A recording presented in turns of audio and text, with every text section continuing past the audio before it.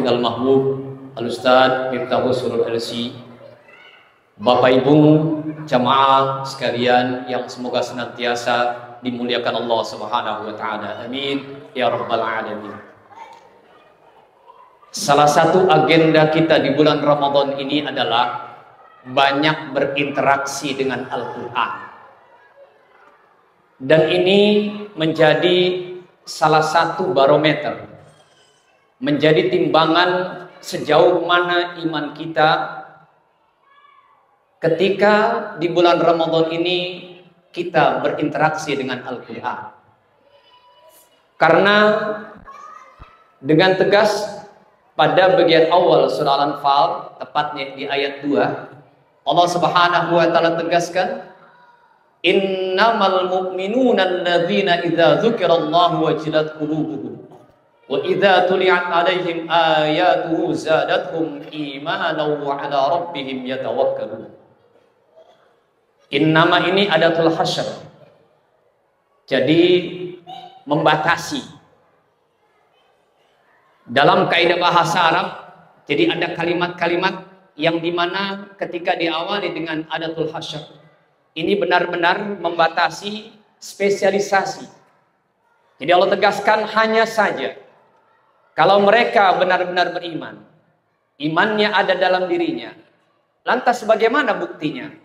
Yaitu yang pertama, apabila dibacakan Al-Quran kepada mereka, maka apabila disebut nama Allah, maka bergetar hati mereka, dan apabila dibacakan Al-Quran, bertambah iman mereka. Ini menjadi barometer iman kita semua pada malam hari ini. Apakah ketika Allah disebut ada getaran hati kita, ketika ayat Al-Quran dibacakan oleh imam kita, bertambah iman kita. Nah, jadi jangankan kita membacanya, ya mendengarnya saja, itu insya Allah akan menjadi bagian bukti keimanan kita, dan semoga iman kita adalah iman yang bertambah di setiap harinya. Amin ya rabbal alamin. Kalau tadi imam kita Ustadz Miftahul Surur begitu fasih membaca bagian awal atau pertengahan suratul Baqarah, ini adalah bagian yang menjadi bagian penting dalam pemahaman kita tentang hidup ini. Karena jangan-jangan ada di antara orang yang mengaku beriman, sampai saat ini mereka nggak tahu tujuan hidupnya itu apa. Tugasnya di dunia itu apa. Inilah pertanyaan yang harus kita lontarkan kepada diri kita sendiri. Jadi, Al-Quran tegaskan ada dua misi utama kita ketika Allah ciptakan kita di dunia dan Allah anugerahkan keimanan kepada kita. Yang pertama, tadi di surah Al-Baqarah ayat 30, Allah tegaskan, inni ja'ilun fil ardi khalifah. Sebelum Nabi Adam diciptakan, Allah sudah declare, Allah sudah umumkan kepada para malaikat bahwa Allah akan menciptakan makhluk yang namanya manusia, yang tugas pertamanya adalah menjadi khalifah, orang yang akan memakmurkan bumi yang telah diciptakan oleh Allah Subhanahu wa taala. Kemudian pada ayat selanjutnya, tugas yang juga diemban oleh kita, itu pada surah Az-Zariyat ayat 56, Allah tegaskan, wa ma khalaqtul jinna wal insa illa liya'budun. Dan tidak aku ciptakan jin dan manusia kecuali untuk beribadah kepadaku, kata Allah Subhanahu wa taala. Ini dua ayat yang menjelaskan tentang tugas kita di dunia ini.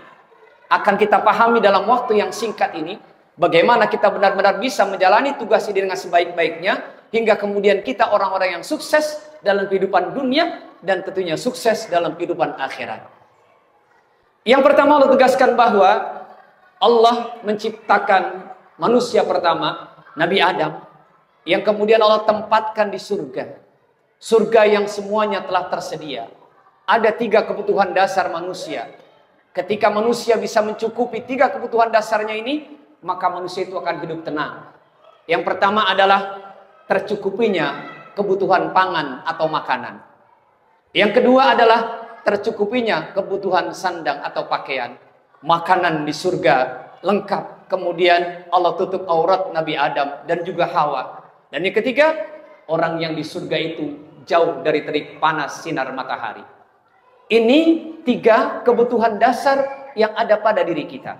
Nah, yang menarik, Allah tempatkan Nabi Adam di surga, kemudian bersama pasangannya Hawa, sebagai pembelajaran bahwa inilah yang akan menjadi kebutuhan kita di dunia, kebutuhan mereka ketika di dunia.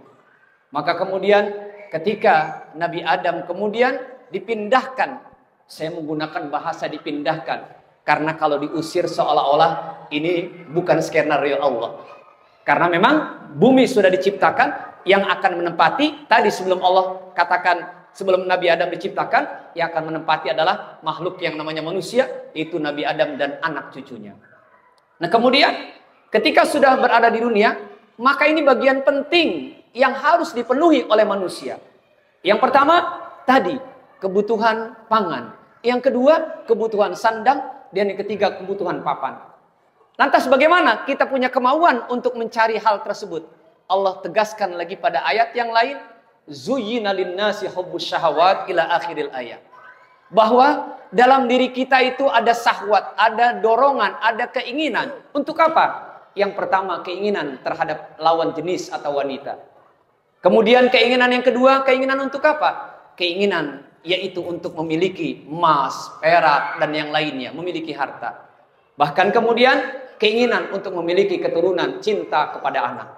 Nah, tiga hal ini yang kemudian ya didorong oleh apa yang Allah telah katakan tadi, zuyyina, dihiasi.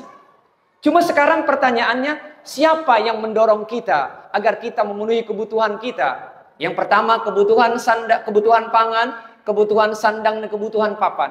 Kita lihat, kalau dorongannya itu atau aktivitasnya itu baik, dia mencari untuk kebutuhan pangannya dengan cara yang halal, kebutuhan sandangnya dengan cara yang halal, kemudian dia penuhi juga kebutuhan papannya dengan cara yang halal, mencari lawan jenisnya dengan cara yang halal, maka itu dorongannya berdasarkan dorongan ilahi.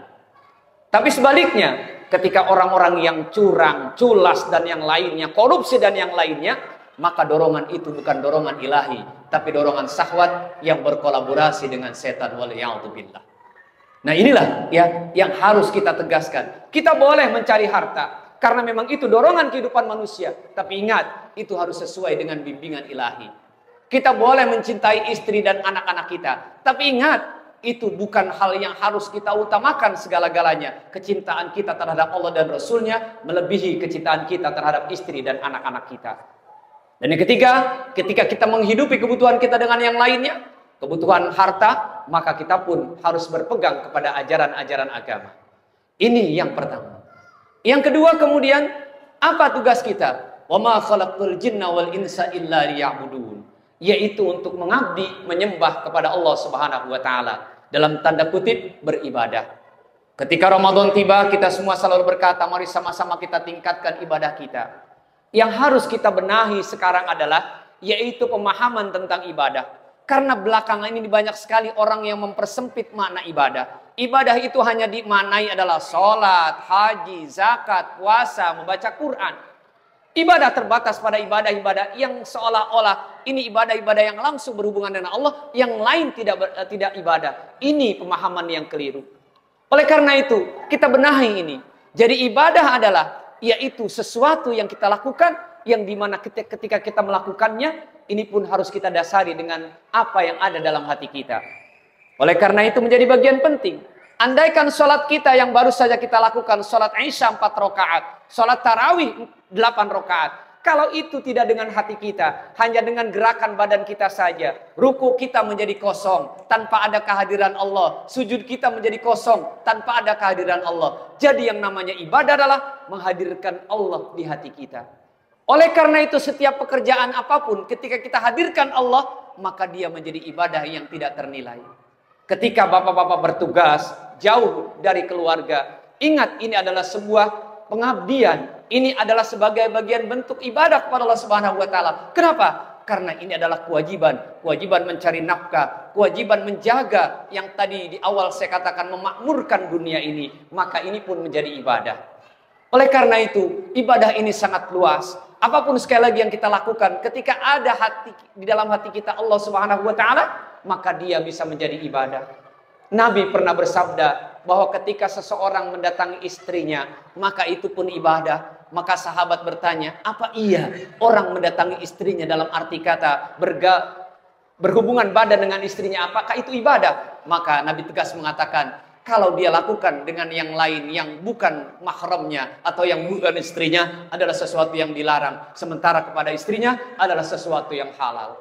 Oleh karena itu, yang terpenting buat kita saat ini adalah itu mari sama-sama kita hadirkan Allah dalam diri kita, dalam hati kita di setiap kesempatan. Karena apapun yang kita lakukan, ketika ada Allah di hati kita, maka dia bisa menjadi ibadah. Bapak-bapak yang bertugas, bapak-bapak yang menjalankan kewajiban sehari-hari, bahkan ibu yang hanya menemani anaknya untuk sahur. Mereka padahal tidak puasa, tapi ibu ini menemani anaknya untuk sahur, menyiapkan makan keluarganya untuk sahur. Itu pun tidak kalah hebatnya dengan ibadah orang yang bangun di malam hari untuk melakukan sholat tahajud. Oleh karena itu kita berharap semoga semua yang kita lakukan dalam kehidupan kita sehari-hari benar-benar bernilai ibadah dengan landasan cinta kepada Allah Subhanahu wa taala.